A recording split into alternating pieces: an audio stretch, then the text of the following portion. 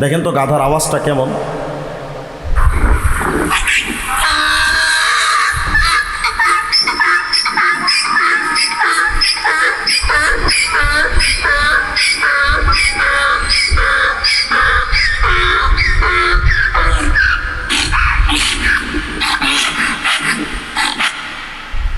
আমার কাছে এমনও প্রস্তাব ছিল নির্বাচনের আগে, আমি যদি শুধু একটু হা বলতাম, এত এত সংগঠনের পক্ষ থেকে আমার কাছে অফার ছিল, চোখ বন্ধ করে কয়েক কোটি টাকার মালিক হতাম আমি।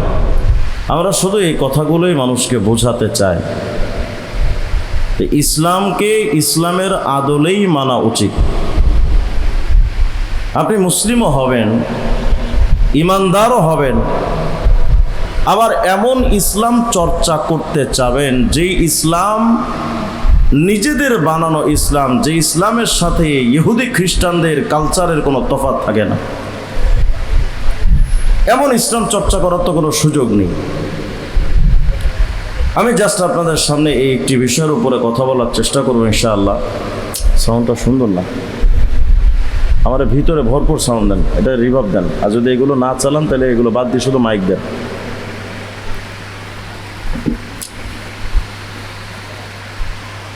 আল্লাহ তাআলা যে আপনাকে আমাকে দুনিয়াতে পাঠালেন, আমাদের জীবনের সবচেয়ে দামি যে সম্পদ তার নাম হলো ঈমান। ঈমানের চাইতে দামি কোনো সম্পদ নাই।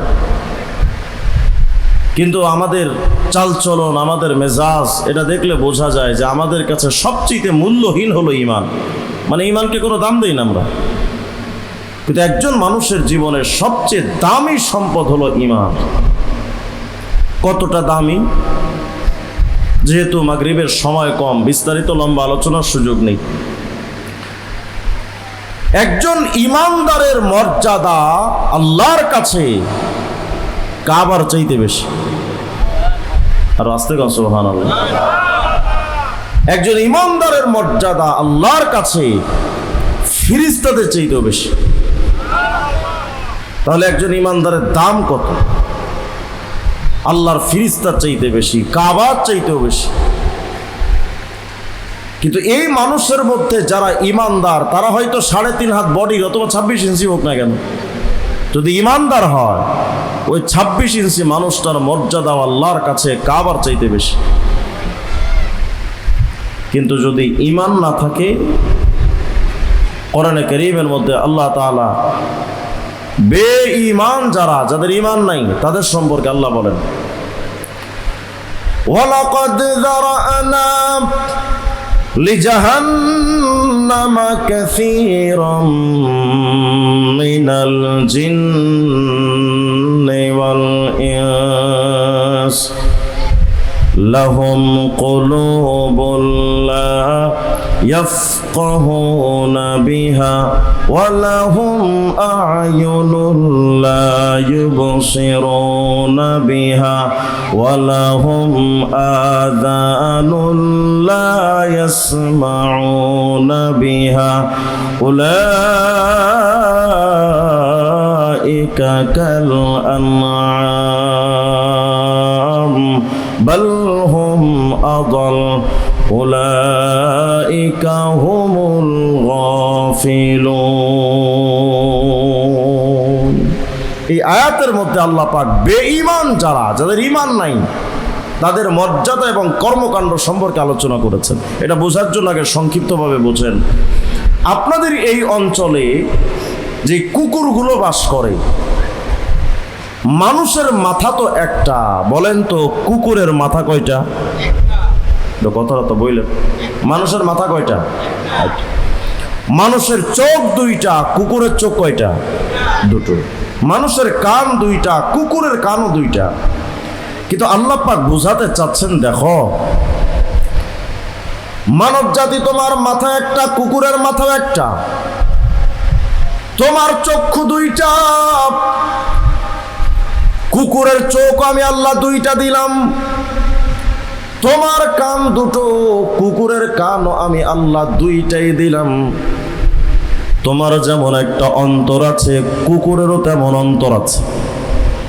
কুকুরের উপলব্ধি অন্তর দিয়ে উপলব্ধি শক্তিটা না থাকলে ওরা ধমক দিলেও বুঝতো না, ও খিদে লাগলে বুঝতে পারতো না। যেহেতু কুকুর বোঝে, তার মানে কুকুরেরও একটা অন্তর আছে। কিন্তু আল্লাহ পাক বোঝাতে চান মানব জাতি, তোমার দুইটা চোখ আর কুকুরের দুই চোখের দৃষ্টির পাওয়ারের মধ্যে আসমান আর জমিনের একটা তফাৎ। তফাৎটা হলো, মানুষ যদি চাও 1 মাস মেহনত করে তুমি কোরআনে কারিমের তেলাওয়াত করতে পারবা, কিন্তু বলেন তো কুকুরকে যদি সারা জিন্দেগি মদিনা ইউনিভার্সিটিতে ভর্তি করেন, কোন কুকুরের জন্য কোরআন তেলাওয়াত করা সম্ভব? তাহলে বোঝা গেল কুকুরেরও দৃষ্টি শক্তি আছে চোখের, আমাদেরও চোখের দৃষ্টি শক্তি আছে, কিন্তু স্পেশাল এক শক্তি আল্লাহ আমাদেরকে দিলেন, যেটা আল্লাহ কুকুরকে দেয় নাই। আল্লাহ বুঝান, তোমার যেমন দুটো কান, শ্রবণ শক্তি তোমার আছে, তোমার কান দুটো দিয়া তুমি বান্দা চাইলে হেদায়েতের কথা শুনে হেদায়েতের রাস্তায় চলতে পারবা। কিন্তু কুকুরের শ্রবণ শক্তিটা আছে ঠিক, কিন্তু ওই কুকুরের কানের মধ্যে হেডফোন লাগায় যদি আইয়ুব সাহেবের বয়ান চালায় দেন, বলেন তো এই কুকুর জীবনে কোনোদিন হেদায়েতের রাস্তার কথা শুনে কি বুঝতে পারবে? তাহলে বোঝা গেল মানুষের শ্রবণ শক্তি আর কুকুরের শ্রবণ শক্তির মধ্যে আসমান আর জমিনের একটা তফাৎ। আল্লাহ বোঝাতে চান, বান্দা তোমার অন্তরের বুঝ এক শক্তি, এই শক্তির মধ্যে আর কুকুরের অন্তরের বুঝবার শক্তির মধ্যে আসমান আর জমিনের একটা তফাৎ। তুমি চাইলে কোনটা মারেফাত আর শরীয়তের রাস্তা এটা বুঝতে পারবা, কোনটা তাওহীদ আর কুফরের রাস্তা এটা পার্থক্য করতে পারবা। কিন্তু কুকুরের পক্ষে এই পার্থক্যকরণ জীবনে কোনোদিন সম্ভব না। তার মানে অন্তর দিয়ে উপলব্ধির শক্তির ব্যাপারে মানব জাতি তোমার আলাদা স্পেশাল একটা শক্তি আছে, যেটা আল্লাহ কুত্তারে দেয় নাই। আল্লাহ বোঝাতে চাইলেন, দেখো মানব জাতি, তোমার চোখ আছে ঠিক, তোমার কান, তোমার অন্তর, এই সব কিছুর মধ্যে স্পেশাল এক পাওয়ার। এই পাওয়ারটা দিয়া কোনটা ইমানের রাস্তা, হিদায়াতের রাস্তা, সিরাতে মুস্তাকিম, হকের রাস্তা, এটা তুমি বুঝে চলতে পারবা। কিন্তু কুকুর, শুকর, হাইওয়ান, পশু পাখির এই সব কিছু থাকার পরও তারা হকের রাস্তা বাতিলের রাস্তা পার্থক্য করে চলতে পারে না। মানব জাতি এই চোখ দিয়া, এই কান দিয়া, অন্তর দিয়া যদি তুমি হেদায়েতের রাস্তায় চলো, তোমার মর্যাদা আমি আল্লাহ দেব ফিরিস্তার চাইতেও বেশি, কাবার চাইতেও বেশি। কিন্তু যখন তোমার স্পেশাল এই পাওয়ার, এই শক্তিটা তুমি ব্যবহার করলা না, তোমার চক্ষুটা দিয়া ইমানের রাস্তা, হিদায়াতের রাস্তা তুমি দেখলা না, তোমার এই কানটা দিয়া হিদায়াতের রাস্তার কথা তুমি শুনলা না, তো আমি আল্লাহই তো দেখলাম তোমার কানের মধ্যে আর কুকুরের কানের মধ্যে কোনো তফাৎ রইল না, তোমার চোখের দৃষ্টির মধ্যে আর কুকুরের মধ্যে কোনো তফাৎ রইল না। কারণ তুমিও হেদায়েতের রাস্তায় চলো না, কুকুরও হেদায়েতের রাস্তায় চলে না। তো তোমার চোখ আর কান, অন্তরের স্পেশাল পাওয়ার দিয়া তোমার তো কোনো লাভ তুমি অর্জন করতে পারলা না। তার মানে তোমার দৃষ্টি শক্তি, শ্রবণ আর অন্তরের বুঝমান এই শক্তিটা আর কুকুরের এই শক্তির মধ্যে কোনো তফাৎ রইল না। এজন্য আমি আল্লাহ তোমার ঘোষণা দিলাম, লাহুম কুলুবুল্লাহ ইয়াফকাহুনা বিহা। কিছু মানুষ এমন আছে অন্তর দিয়েও তারা উপলব্ধি করে না, বুঝে না। ওয়ালাহুম আয়ুনুল্লাহ ইউবসিরুনা বিহা। চোখ থাকতেও তারা তাদের চোখের দৃষ্টি দিয়া সঠিক রাস্তাটা তারা দেখে না। ওয়ালাহুম আযানুল্লাহ ইয়াসমাউনা বিহা। কান থাকতেও তারা হেদায়েতের কথা মানলো না, শুনলো না। এজন্য আমি আল্লাহই দেখলাম তোমার চোখ, কান, অন্তরের মধ্যে না কুকুরের মধ্যে কোনো তফাৎ রইল না। এজন্য আমি আল্লাহ যে তোমার মর্যাদা দিয়েছিলাম ইমানের ভেতর থাকলে ফিরিস্তার চাইতেও বেশি, কাবার চাইতেও বেশি, ওই ইমানের পথে যখন চললা না, তখন আমি আল্লাহ তোমারে এত উঁচু মর্যাদার জায়গা থেকে নামায়া আনলাম। উলাইকা কাল আনআম।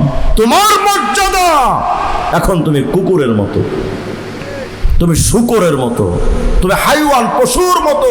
আর ছিলাম মর্যাদায় কত উচ্চ আসনে আসি, আমাদের মর্যাদা ছিল কাবার চাইতেও বেশি, ফেরেশতার চাইতেও বেশি, কিন্তু ঈমানটা না থাকার কারণে একেবারে চলে আসলাম মর্যাদাহীনতার অতল গহ্বরে নিমজ্জিত হয়ে গেছি। এমন নিচে নামলাম যেখানে কুকুরও নামে না, শূকরও নামে না, হাইওয়ান পশুও নামে না।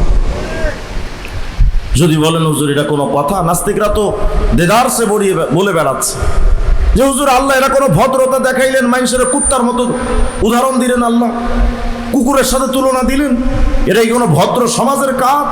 নাস্তিকদের প্রশ্ন, মানে ওরা বোঝাতেছে যে আল্লাহ ভদ্রতা বোঝে না। অথচ আল্লাহ যে কথাটা বলেছেন এর পেছনে বিরাট এক কাহিনী লুকিয়ে আছে। এটা তো শুধু দুনিয়াতে আল্লাহ মেসাল দেন নাই, আখিরাতের মাসালা তো আরো কঠিন। দুনিয়ার ক্ষেত্রেও যদি আমরা তাকাই তো কিছু কিছু মানুষের কাজ দেখলে তো কুকুরও লজ্জা পায়, কত আছে না? তো দুনিয়ার মাসালা নিয়ে আলোচনা করবো না, শুধু এই আয়াতের তাফসীরটা শোনেন। আখিরাতে যে মানুষ বেঈমানদের হালতটা কি হবে এ সম্পর্কে আমরা একটু বুঝি, যে তাদের মর্যাদা কুকুর শূকরের চাইতে কি উপরে থাকবে নাকি আরো জঘন্য হালতে হবে। এই আয়াতটার তাফসীর দেখেন, তাফসীর মাআলিমুত তানজিলিল বাগাবী, এটার মধ্যে বিশিষ্ট তাবি হযরত মুকাতিল রাহিমাহুল্লাহর একটা কওল বর্ণিত আছে। এই আয়াতের ব্যাপারে তিনি বলেন, মিয়া ইয়াজমাউল্লাহুল ওয়াহুশা ওয়াল হাওয়াম্মা ওয়াত তায়র, কিয়ামতের ময়দানে আল্লাহ পাক সমস্ত পশু পাখিরা হাজির করবেন। খুব মনোযোগ দেন, গুরুত্বপূর্ণ পয়েন্ট। কিয়ামতের ময়দানে আল্লাহ পাক সমস্ত পশু পাখিরা হাজির করবেন। আমরা তো মনে করি কিয়ামতে মনে হয় শুধু মানুষের বিচার হবে, পশু পাখির বিচার হবে না। কে বলেছে? ওয়াইদাল ওয়াহুশু হুশিরাত, কিয়ামতের সমস্ত পশু পাখিকে হাজির করা হবে, তাদেরকেও জিজ্ঞেস করা হবে কিয়ামতে। কিন্তু তাদের নামাজ রোজা হজ যাকাতের হিসাব নাই, তাদের হিসাব হবে একটা বিষয়ের উপরে। হযরত মুকাতিল বলেন, ফায়ুকদা বাইনাহুম, পশু পাখি জীব জন্তুর মধ্যে একটা বিচার হবে। হাত্তা ইউক্তাসালিল জাম্মাই মিনাল করনাব, সিংওয়ালা হৃষ্টপুষ্ট শক্তিশালী পশুরে আল্লাহ বলবেন এই দাঁড়া, তো দাঁড়াবে। আর দুর্বল রুগ্ন অসুস্থ এই পশুটারে আল্লাহ বলবেন এই তুমি একটু দাঁড়াও, তো রুগ্নটাও দাঁড়াবে। একদিকে শক্তিশালী পশু আর একদিকে দুর্বল। আল্লাহ বলবেন এই যে দুর্বল ছিল দুনিয়ায়, বল কয়বার হামলা করছিল ওর উপরে? তো শক্তিশালী বলবে আল্লাহ কি কও, জীবনে ওর ফিরেই তাকায় না, ও তো আমি চিন্তামই না। দুর্বলটা কইবে আল্লাহ ঠাটা বড়া মিথ্যা কথা, আমার 333টা গুতা মারছে দুনিয়ায়। আল্লাহ বলবেন এই শক্তিশালী রে, ও দুনিয়াতে যেমন দুর্বল ছিল তুই আজকে আখিরাতে দুর্বল হয়ে যা। আর দুর্বল দুনিয়াতে এই জালেম যেমন শক্তিশালী ছিল তুমি আজকে তেমন শক্তিশালী পাওয়ারফুল হয়ে যাও। মুহূর্তের মধ্যে পাওয়ারফুল পশুটা পাওয়ারলেস হয়ে যাবে, আর পাওয়ারলেস দুর্বল পশুটা পাওয়ারফুল হয়ে যাবে, পুরা দুনিয়ার উল্টা হয়ে যাবে। আল্লাহ পাক বলবেন দুর্বল যে কয়টা হামলা করেছিল দুনিয়ায়, তুমি আজকে ঠিক 333টা হামলা ওরে পুঙ্খানুপুঙ্খভাবে ফিরিয়ে দাও। তো দিয়ে দিবে। বুঝেন, কিয়ামতে পশু পাখি নামাজ রোজা হজ যাকাতের হিসাব নাই, কিন্তু জুলুম এমন এক মারাত্মক অপরাধ যেই অপরাধের হিসাব কিয়ামতে পশু পাখিকেও মাফ করা হবে না। অতএব জুলুম করার ব্যাপারে আমরা সতর্ক থাকা উচিত। আমরা তো মনে করি জালেম শুধু সরকার না, স্বামী স্ত্রীর উপরে জুলুম করে, বাবা সন্তানের উপরে জুলুম করে, বড় ভাই ছোট ভাইয়ের উপরে জুলুম করে, শিক্ষক ছাত্রের উপরে জুলুম করে, মালিক কর্মচারীর উপরে জুলুম করে। জুলুমের স্টেপ তো শুধু সরকারি ব্যবস্থাপনায় নয়, সব ক্ষেত্রেই তো আছে। কিয়ামতের ময়দানে যখন পশু পাখির বিচার আচার শেষ, এবার আল্লাহ পাক পশু পাখিরে বলবেন এই পশু পাখি, আনা খলাকতুকুম ওয়া সাখখারতুকুম লিবানি আদম, আমি তো তোমাদেরকে সৃষ্টি করেছিলাম এই মানবের সেবা করার জন্য দুনিয়ায়। وكنتم مطيعين إياهم أيام حياتكم যতদিন দুনিয়াতে ছিলা তোমরা তো পশু পাখি তোমরা তো মানবের সেবা করেছো, তোমরা তো দায়িত্বে অবহেলা করো নাই। কিন্তু পশু পাখি দেখ আজকের এই ময়দানটা হাসরের ময়দান, এই ময়দানে তো কিছু মানুষ যাবে ফারিকুম ফিল জান্নাহ ওয়া ফারিকুম ফিস সাইর, কিছু মানুষ জান্নাতে কিছু মানুষ জাহান্নামে। তো যারা জান্নাতে যাবে রহমতের ফেরেশতা তো রেডি আছে, আর যারা জাহান্নামে যাবে খাজানায়ে নার তো তাদের জন্য রেডি আছে।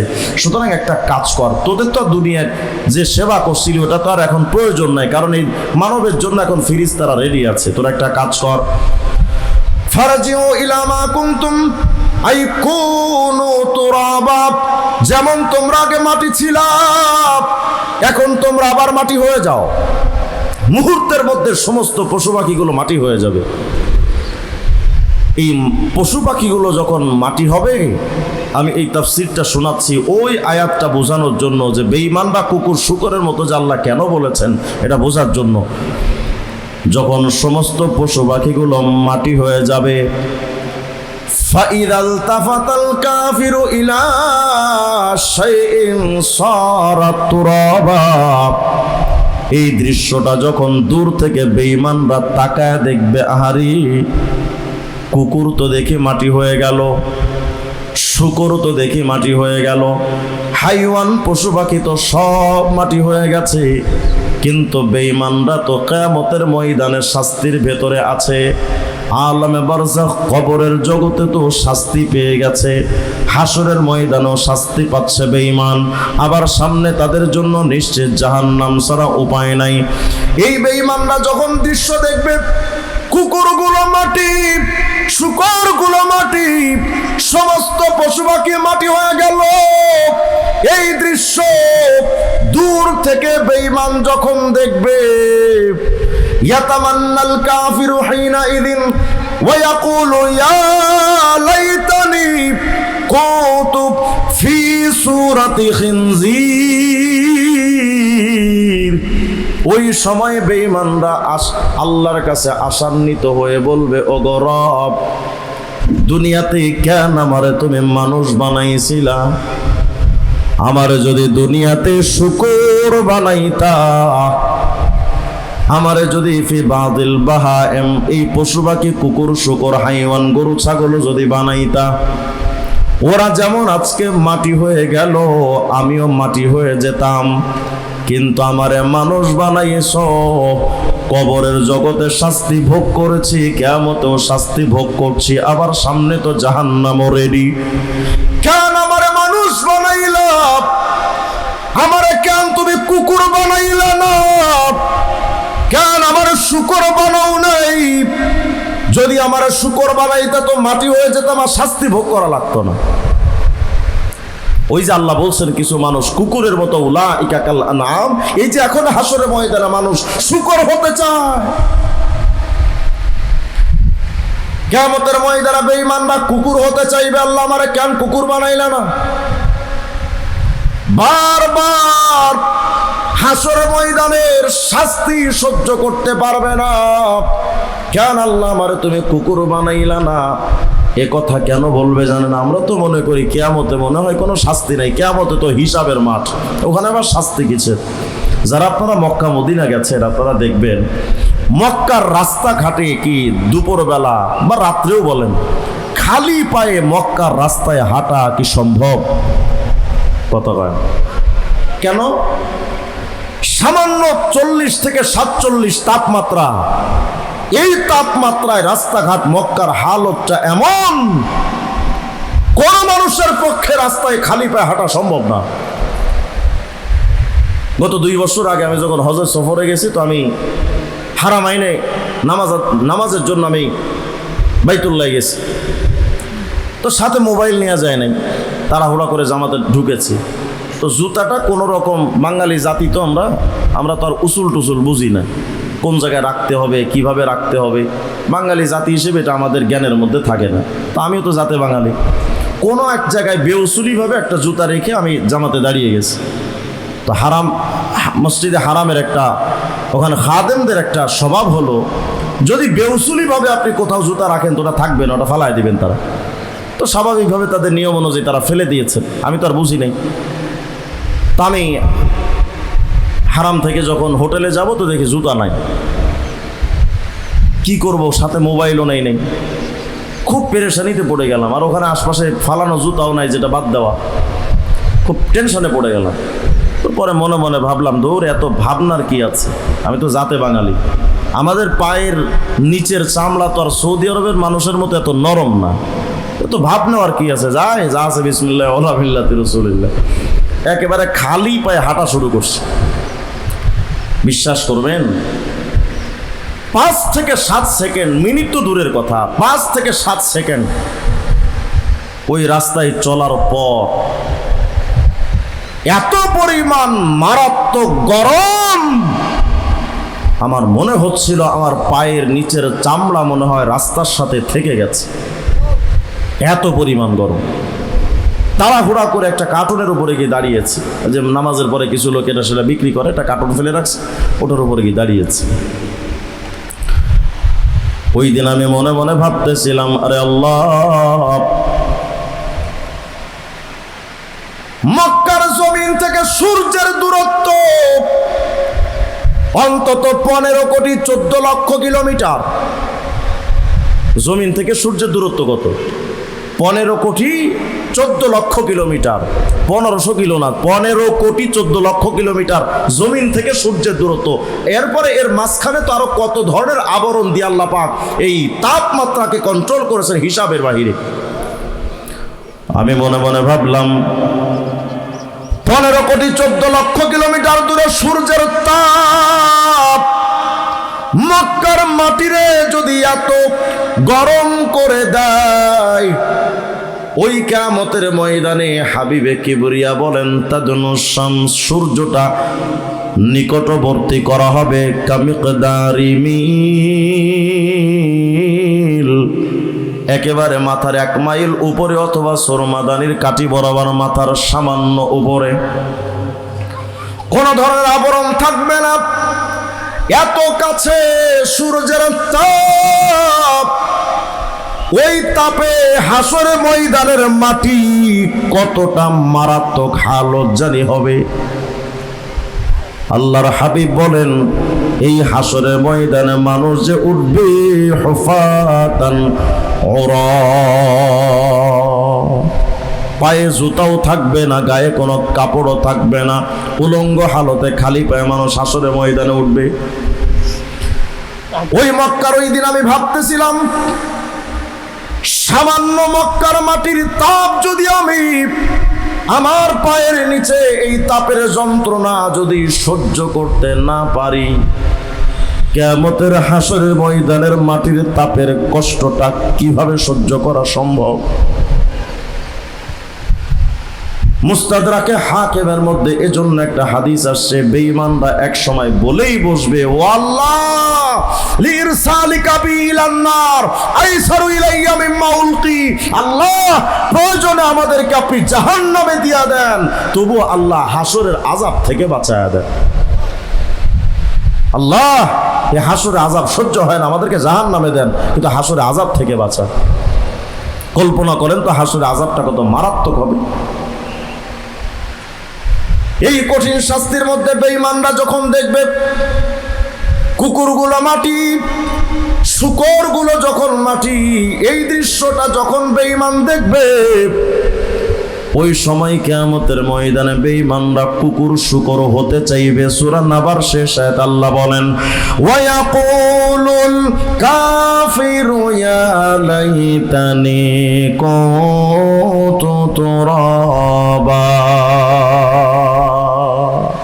বেঈমানরা আজকে কিয়ামতে বলবে, আল্লাহ আমার কুকুরের মতো মাটি বানায় দেন, আল্লাহ আমার শূকরের মতো মাটি বানায় দেন। বুঝতেছেন তো কথা? ওই যে আয়াত বুঝাচ্ছিলাম যে আল্লাহ বলেছেন কিছু মানুষ কাল আনাম, পশুর মতো, এই যে পশুর মতো মাটি হতে চায়, বারবার যখন চিৎকার দিয়া বলবে আল্লাহ আমার মাটি বানায় দেন। হযরত আবু হুরায়রা রাদিয়াল্লাহু আনহু বলেন, ওই সময় মাটির জবান খুলে যাবে, মাটি ওই সময় চিৎকার দিয়ে বলবে লা লা ওয়ালা কারামাতা ফি জালিকা মাসালি, এই বেঈমান সাবধান, আমি মাটির মতো হতে চাইছ না, আমি মাটির একটা দাম আছে, ইজ্জত আছে। আরে বেঈমান, তোর তো কোনো দামই নাই বেটা, মাটি হতে চাইছ না। এরপরে যখন বেঈমানরা বারবার বলবে আল্লাহ মাটি বানান, মাটি বানান, মাটি বানান, বারবার যখন বলতে থাকবে, ওই সময় আল্লাহর রহমতের ফিরিস্তারা সামনে চলে আসবে। আল্লাহর ফিরিস্তারা সামনে হাজির, এসে দেখবে বেঈমানরা আল্লাহ কুকুর শুকরের মতো মাটি বানায় দেন, মাটি বানায় দেন। ফিরিস্তাদেরকে মাটি আওয়াজ দিচ্ছে, সাবধানে, আমি মাটির কথা কইস না, আমি মাটির ইজ্জত নষ্ট হবে, তুই মাটি হইলে মাটি হতে চাইবি না। যখন এই কথাবার্তার মধ্যে ফিরিস্তারা যখন বেঈমানদের দিকে তাকাবে, মাটি হতে চাচ্ছে, দোয়া করে, ফিরিস্তারা ওই সময় এদিক তাকাবে। ওই যে কুকুর শুকর থেকে যে মাটি হয়েছিল, ওই মাটিগুলো ফিরিস্তারা হাতের মুঠোর মধ্যে নিবে, নিয়ে হুফিলা যালিকা তুরাব ইলা উজুহিল কুফার, ওই মাটিগুলো হাতের মধ্যে ফিরিস্তারা নিয়ে বেঈমানদের মুখের মধ্যে এভাবে ছুঁড়ে মারবে। এজন্য সূরা বাকারা 38 থেকে 41 নম্বর আয়াত আল্লাহ বলেন, উজুহু ইয়াওমাইযিন মুসফিরা যাহিকাতুম মুস্তাবশিরা ওয়া উজুহু ইয়াওমাইযিন আলাইহা গাবারা তারহাকুহা কাতারা। আল্লাহ বলেন কিয়ামতে কিছু মানুষ তো উজ্জ্বল চেহারার অধিকারী হবে, হাস্যোজ্জ্বল, যেন তাদের মনের মধ্যে কোনো কষ্টই নেই, আনন্দ স্বচ্ছন্দে তারা চলতে থাকবে, তাদের চেহারার মধ্যে প্রস্ফুটিত থাকবে চেহারা। আল্লাহ বলেন ওয়াউজুহু ইয়াওমাইযিন আলাইহা গাবারা, আর কিছু মানুষের চেহারা থাকবে ধুলি মলিন, মনে হবে তাদের চেহারার মধ্যে ধুলো মেরে রাখছে। ওই যে একটু আগে ফিরিস্তারা ধুলা মারছে, তাদের চেহারার মধ্যে ধুলো ময়লা অবস্থায় লেগে থাকবে। সহিহ বুখারী 3350 নম্বর হাদিসের মধ্যে আসছে, হযরত ইব্রাহিম খলিলুল্লাহ ইয়ালকা ইব্রাহিম আবাহু আজর, কিয়ামতে ইব্রাহিম খলিলুল্লাহ তার বাবা আজরের সাথে দেখা করবেন। হযরত ইব্রাহিম তার বাবার কাছে এসে দেখবেন ওয়ালা ওয়াজি আজর গাবারাতু ওয়া কাতারা, হযরত ইব্রাহিম তার বাবার চেহারার দিকে তাকাবেন, তাকায় দেখবেন তার বাবার চেহারার উপরে ধুলো ময়লা লেগে আছে। ওই যে ফিরিস্তারা একটু আগে ধুলা মারছে বেঈমানদের চেহারায়, তার বাবার চোখের মধ্যে মুখের মধ্যে লেগে আছে। হযরত ইব্রাহিমকে আজর বলবে, ইব্রাহিম আজকে কিয়ামতের ময়দানে কত লাঞ্ছনার জীবন পেলাম বাজান রে, আল্লাহরে কয়া আমার একটু বাঁচায় টাচায় ল যায়নি, একটু দেখ না আল্লাহরে কয়া, তুই তো খলিল, এই বাপের জন্য কিছু কি করার অধিকার তোমার না, একটু আল্লাহকে কও না। হযরত ইব্রাহিম বলবেন, আব্বু আলাম আকুল লাকা আল্লাহ তাসিনি, আমি কি আপনারে কই নাই যে আপনি আমার অবাধ্য হইেন না? দুনিয়ায় তো মহাপণ্ডিত ছিলেন, আমার কথা মানেন নাই? আমি কি কই নাই দুনিয়ায় যে আমাদের কথা অমান্য কইরেন না, কথা তো মানেন নাই? আজর বলবে, ইব্রাহিম রে আজকে কিয়ামতের ময়দানে কথা দিলাম, আল-ইয়াউমা লা আসি, আজকে তোমার কোনো কথার অবাধ্য হবে না, যা বলবা সব মেনে নিব। মানে চাচা আগে মনে করে বোকা, কিচ্ছু বোঝে না, মাথায় টুপি। আমার বয়স চলে এখন রানিং 36, আমার থেকেও কম, আমার থেকেও বুড়ো 45-50 বছর রিক্সাওয়ালা আমার আমাকে ডাকে চাচা। মানে এরা একটা এই সমাজের কালচারটা এমন হয়ে গেছে যে টুপিওয়ালা, দাড়িওয়ালা, পাঞ্জাবিওয়ালা এরা মনে হয় এই যুগের মানুষ আর 1400 বছর আগের মানুষ। কিছু কিছু ভার্সিটির পোলাপান মনে করে যে হুজুর বোকা, কিচ্ছু বোঝে না, আমরা নাকি বোকা। চান্দু তুমি দুনিয়ার যতটুকু বুঝো আলহামদুলিল্লাহ, আমরা এটা চ্যালেঞ্জ করে বলতে পারি তোর মেধার মধ্যে মাদকের মিশ্রণ আছে, আমাদের মেধায় কোনো মাদক নাই। তুমি যতটুকু বুঝো, দুনিয়া আমরা কম বুঝি না, বুঝে শুনেই মাথায় টুপি লাগিয়েছে। বুঝে শুনেই মুখে দাড়ি রেখেছি, বুঝে শুনেই গায়ে পাঞ্জাবি লাগিয়েছি। আরে তোমরাই না বলো যে সবচাইতে বুদ্ধিমান তো সে, ফিউচার নিয়ে ভাবে, সে ভবিষ্যৎ নিয়ে গবেষণা করে, যে ভবিষ্যতের চিন্তা করে যে চলে, সেই বুদ্ধিমান। তো যদি তাই হয় তো আমার রাসূল তো আরো চমৎকার কথা বলেছেন, আল কাইয়িসু মান দানা নাফসা ওয়া আমিলা লিমা বাদাল মাউত। চূড়ান্ত ভবিষ্যতের ফিকির যে করে সেই সবচাইতে বড় বুদ্ধিমান। তুমি তোমার জিন্দেগির 30 বছরের হায়াত নিয়ে ভাবো, আর আমরা অনন্ত অসীম কালের জন্য ভাবি। কারে বোকা মনে করো?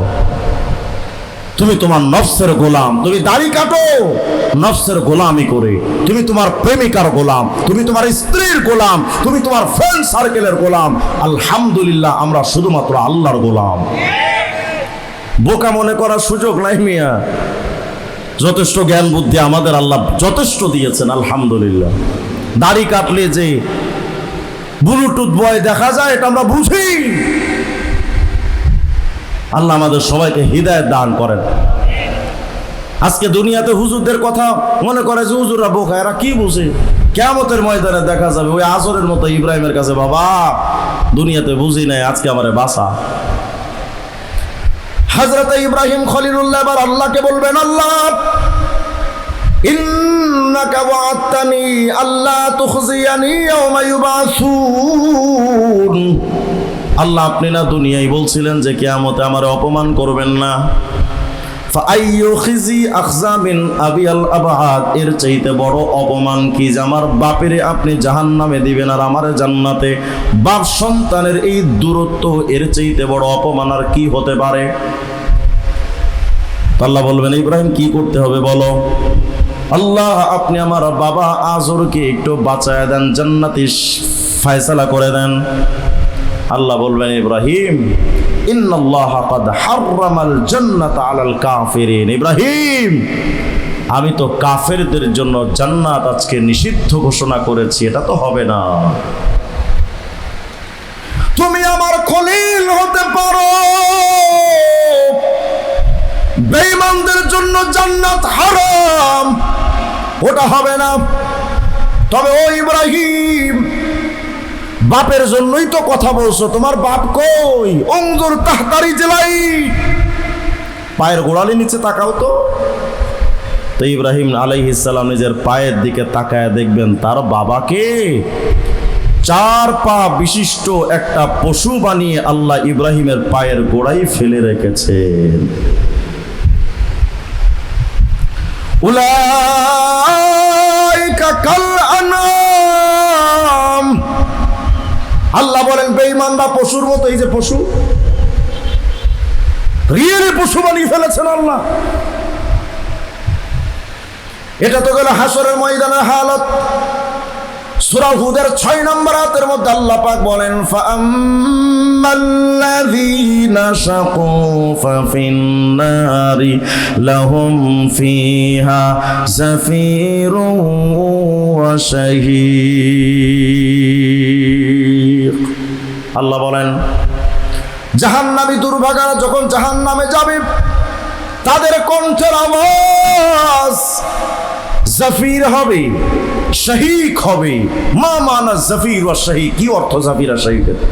ইবনে আব্বাস রাদিয়াল্লাহু আনহু এই আয়াতের তাফসীরের মধ্যে লিখেছেন, সাউতুল কুফফার কান্নুবাহিল কিলাব। জাহান্নামীদের কণ্ঠের আওয়াজ জাহান্নামে স্বাভাবিক আওয়াজ থাকবে না, মানুষের মতো কণ্ঠের আওয়াজ ওদের থাকবে না। তাদের কণ্ঠের আওয়াজ হবে কুকুরের মতো ঘেউ ঘেউ আওয়াজ। কেন? ওই যে উলাইকা কাল আনআম, বেঈমানরা কুকুরের মতো, শূকরের মতো, পশুর মতো। জাহান্নামের মধ্যে বেঈমানদের কণ্ঠের আওয়াজ কুকুরের মতো, শূকরের মতো। আর মোল্লা আলী কারি রাহমাতুল্লাহ আলাইহি তাফসীরের মধ্যে লিখেছেন, ইয়াসিরু সাউতুল কুফফার কা সাউতিল হিমার আউয়ালুহু জাফির ওয়া আখিরুহু শাহীক। বেঈমানদের কণ্ঠের আওয়াজ হবে গাধার মতো কণ্ঠের আওয়াজ। গাধা, গাধা। কেন গাধার কথা বলা হয়েছে আমি জাস্ট একটা প্রমাণ আপনাদেরকে শোনাবো। গাধার আওয়াজ, পৃথিবীতে যত সৃষ্টি আছে আল্লাহ পাকের, সমস্ত সৃষ্টির মধ্যে সবচেয়ে নিকৃষ্ট এবং জঘন্য আওয়াজ হলো গাধার আওয়াজ। আমি আগে গাধার আওয়াজটা শোনাই, তারপরে আপনারা বিষয়টা আরো ক্লিয়ার বুঝবেন। এটা হাসির জন্য শুনবে না, বোঝার জন্য যে আল্লাহ পাক তাদেরকে, জাহান্নামীদেরকে কতটা শাস্তি দিলে তাদের কণ্ঠের আওয়াজটা গাধার মতো কণ্ঠের আওয়াজ হবে। দেখেন তো গাধার আওয়াজটা কেমন।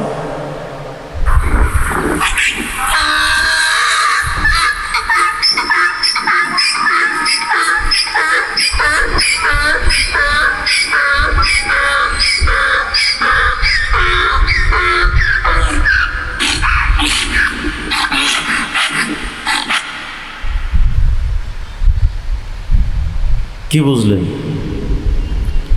কতটা মারাত্মক শাস্তি দিলে বেঈমানদের কণ্ঠের আওয়াজ এমন ভগ্ন কণ্ঠ হয়ে যাবে জাহান্নামের ভেতরে।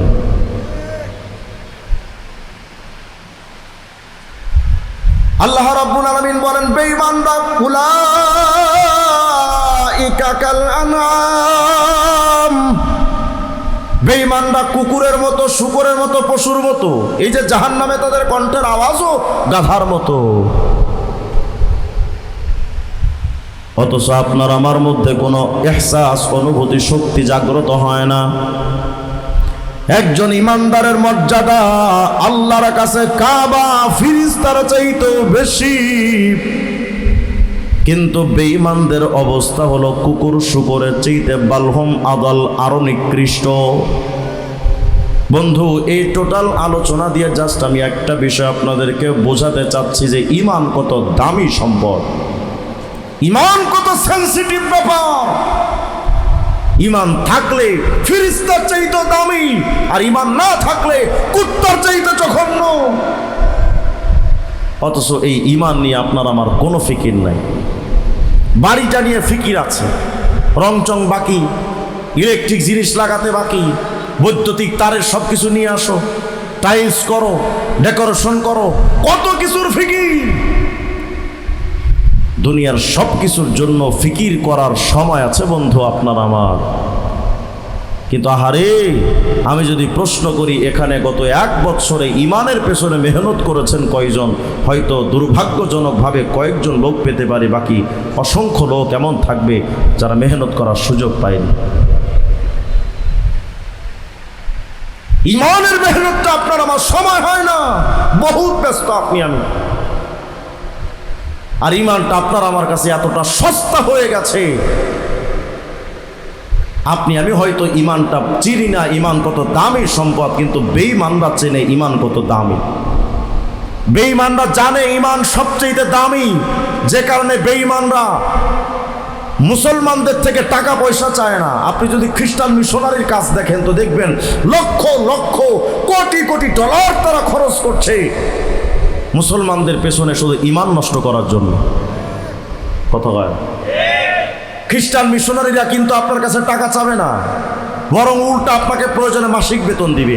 গত কিছুদিন আগে আমি খুলনা রূপসা এলাকায় একটা মাহফিলে গেছি। তো ওই এলাকার একজন আমাকে শোনালেন যে বাংলাদেশে QRF, কোরআন রিসার্চ ফাউন্ডেশন, আহলে কোরআনেরা, এরা হাদিসকে অস্বীকার করে। তো এই লোকটা ওই দলের সদস্য ছিলেন। উনি আমাকে বলছেন যে হুজুর, আমি যে সময় QRF করতাম ওই সময় আমাকে শুধু গাড়ি বাবদ, চলাচলের জন্য শুধু গাড়ির খরচ বাবদ আমাকে 1 লক্ষ করে টাকা দিত প্রতি মাসে। বুঝলেন না এই কথা? খ্রিস্টান মিশনারিরা কোটি কোটি টাকা খরচ করছে এর পেছনে। আহমদিয়া মুসলিম জামাত নাম দিয়ে কাদিয়ানি সম্প্রদায়, শুধুমাত্র একটাই টার্গেট তাদের, মুসলমানদের ধ্বংস করা। অথচ কাদিয়ানিদের ইতিহাস তালাশ করেন, মির্জা কাদিয়ানি খোদ তার কিতাবের মধ্যে মির্জা কাদিয়ানি নিজেই লিখেছে যে এই ব্রিটিশ সরকার বর্তানিয়া হামারা উসুল হ্যাঁ, এই ব্রিটিশ সরকার আমাদের মূল ভিত্তি। এটা নিজে লিখেছে মির্জা কাদিয়ানি। আহলে হাদিসের যে সময় ব্রিটিশ খেদ আন্দোলন হয়, আহলে হাদিসের অনেক বড় একজন মুখপাত্র হুসাইন ভাটালবি একটা বই লিখেছিল, আল ইকতিসাদ ফি মাসাইলিল জিহাদ। এই বইটা লেখা হয়েছিল শুধু একটাই কারণে, যে ব্রিটিশদের বিরুদ্ধে যুদ্ধ করা হারাম। নওয়াব সিদ্দিক হাসান খান ভূপালী আহলে হাদিসের মুখপাত্র ছিল, তিনি একটা বই লিখেছিলেন তর্জমান তরজমানে ওহাবিয়া, এটার মধ্যে বিরাট লম্বা আলোচনা করেছে। শুধু একটাই উদ্দেশ্য, ব্রিটিশের বিরুদ্ধে যুদ্ধ করা হারাম। সমস্ত কিছুর ফিকির একটাই টার্গেট, মুসলমানদের মধ্যে ডিভাইডেড সৃষ্টি করে মুসলমানদের ভেতর থেকে ইমানি গায়রতকে উঠিয়ে ব্রিটিশ প্রীতি, আমেরিকান ভালোবাসা, ব্রিটিশদের ভালোবাসা আমাদের মধ্যে ঢুকিয়ে দেওয়া। নির্বাচনের আগেও আমরা দেখেছি আমাদের বাংলাদেশে অনেক ইসলামিক দল তারা ব্রিটিশদের আমেরিকান এম্বাসির সাথে সখ্যতা করে মুসলমানদের মধ্যে বৈপরীত্য সৃষ্টি করেছে। এটা পুরান ইতিহাস না, এটা পুরান পাপীদের প্রেতাত্মা। এরা আলাদা কেউ না। শুধু তো ভুল বুঝবেন আমাদের যে হুজুররা আপনি শুধু এর সবার পেছনে লেগে থাকেন। আরে সবাই যদি মুসলমানদের ইমানের পেছনে লেগে থাকে তাহলে আমি তো ইমান বাঁচানোর জন্য সবার বিরুদ্ধে যুদ্ধ করব। তোমরা যদি ইমান হরণ করার জন্য কাদিয়ানীদেরকে পাঠিয়ে দিতে পারো, খ্রিস্টান মিশনারি পাঠিয়ে দিতে পারো, আহলে হাদিস পাঠিয়ে দিতে পারো, মওদুদিবাদ পাঠিয়ে দিতে পারো, হিজবুত তাওহীদ পাঠিয়ে দিতে পারো, শিয়া পাঠিয়ে দিতে পারো, আট্টশী সুরেশ্বর চন্দ্রপাড়ার লালনবাদ ভণ্ডদেরকে পাঠিয়ে দিতে পারো, তো ইনশাআল্লাহ হুসেন আহমদ মাদারির উত্তরসূরিরা, থানবীর উত্তরসূরিরা মুখ টান করে দাঁড়াবে, জীবন দেব ইমান দেব না। আপনার আমার ইমানই বলে বলিয়ন হয়ে জাগ্রত হতে হবে। যদি ইমানটাকে, ইসলামটাকে হেফাজত আপনি আমি মুসলমানেরা না করি তো করবেটাকে? আমাদেরকে ভুল বুঝবেন না বন্ধু, আল্লাহর নামের কসম করে আল্লাহকে সাক্ষী রেখে বলি, আমার কাছে এমনও প্রস্তাব ছিল নির্বাচনের আগে, আমি যদি শুধু একটু হা বলতাম, এত সংগঠনের পক্ষ থেকে আমার কাছে অফার ছিল, চোখ বন্ধ করে কয়েক কোটি টাকার মালিক হতাম আমি। আলহামদুলিল্লাহ তুম আলহামদুলিল্লাহ, ওলামায়ে দেওবন্দের সাচ্চা অনুসারী সন্তান যারা, তারা জীবন দিতে পারে, হারাম ভোগ করতে পারে না। আমাদের জবানে এই তারাস কণ্ঠের পেছনে একমাত্র কারণ হলো আমরা হকের উপরে আছি, হকের জন্য, হকের নিয়েতে, হকের স্লোগান, দুনিয়ার কোনো চাহাতের জন্য না, এটা আল্লাহ সাক্ষী। অতএব আমাদেরকে ভুল বুঝবেন না, হকের পথে অটল থাকার ফিকির করেন। দুনিয়ার সমস্ত সম্পত্তির চাইতে বড় সম্পদের নাম হলো ইমান। শেষ কথা আপনাদেরকে বলি, আপনাদের এই এলাকায় যদি গরু চোর আসে, এই এলাকায় যদি মোবাইল চোর আসে, মসজিদে যদি জুতা চোর আসে, তার কি গণধোলাই হয় না? কত করেন? যদি তাই হয় তাহলে আমি আপনাদের কাছে এই প্রস্তাব রেখে গেলাম, যুব সমাজ আপনারাও মনে রাখবেন, জুতার চাইতে, গরুর চাইতে, আপনার এলাকার সম্পত্তির চাইতে, বলেন তো ইমানের সাথে কি এটার তুলনাও করা যায়? ইমানদারের মর্যাদা তো ফিরিস্তা চাইতেও বেশি। আমি বুঝাতে চাচ্ছি, একজন জুতা চোর পাইলে যদি গণধোলাই হয়, একজন গরু চোর পাইলে যদি গণধোলাই হয়, মোবাইল চোর যদি পাইলে গণধোলাই হয়, আজকে থেকে যুব সমাজ তোমাদের জাগ্রত হতে হবে, ইমান চোরদেরকে গণধোলাই দেওয়া। প্রস্তুত থাকা যাবে না ইনশাআল্লাহ? আমি জীবনের সব কিছু মিলিয়ে দিব, ইমান দেব না। আমার ইমান চুরি করতে যদি আমার বাপও আসে, বাপকেও বৃদ্ধাঙ্গুলি দেখিয়ে দিব, আমি ইমান দেব না। ফিকির করা যাবে তো ইনশাআল্লাহ? আল্লাহ তাআলা যেন আমাদের সবাইকে ইমানের উপরে মজবুতির সাথে থাকার তৌফিক দান করেন, বলেন আমিন। আলহামদুলিল্লাহ, আজকের এই পরিবেশটা, এত সুন্দর একটা পরিবেশ তৈরি হয়েছে।